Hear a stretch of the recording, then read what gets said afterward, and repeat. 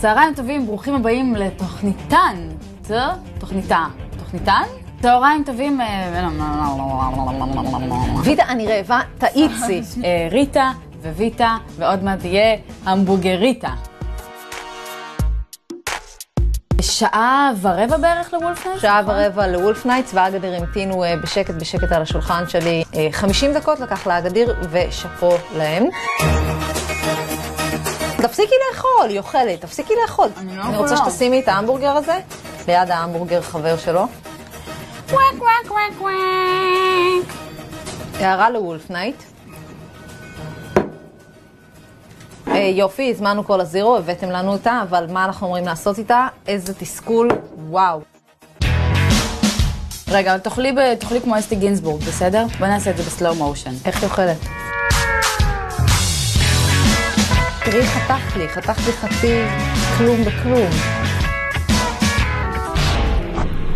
ההמבורגר של אגדיר עמד אצלי על השולחן, עד שוולף נייטס הועילו בטובם להגיע, ועדיין ההמבורגר שלהם ממש טעים. מה זה? זה? פשוט אין מה להשוות בין הדברים. אי אפשר להשוות בין ההמבורגר הזה להמבורגר הזה. המשלוח של אגדיר ברמת הקציצה, לקח כאן בענק.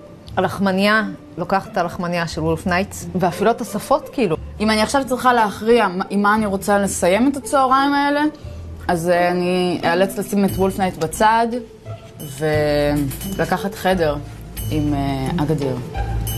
במסגרת העסקית של אגדיר אפשר היה כאילו לקבל גם צ'יפס, או נגיד קולסלאו, שזה מה שאנחנו בחרנו, וגם סלט קטן. אני לא אוהבת אף פעם את הרטבים שבאים עם זה גם כן. קודם כל, יש פה שערה.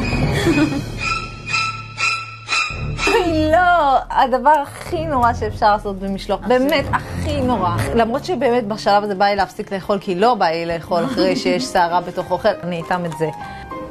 באופן כללי, אני אף פעם לא אוהבת שבאות קופסאות קטנות בתוך הסלט שלי. לא יודעת, משהו שם לא מתחבר לי. הייתה כאן שערה ענקית, ואת מדברת איתי על רוטב שבא בקופסה. המחיר היה מאוד דומה, ובאגדיר פשוט קיבלת יותר תמורה לכסף שלך.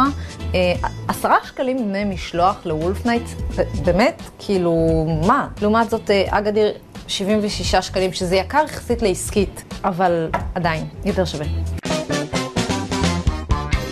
מאוד התאכזבתי מכל המשלוח של וולף נייט, ולכן אני באמת, אני נותנת 1.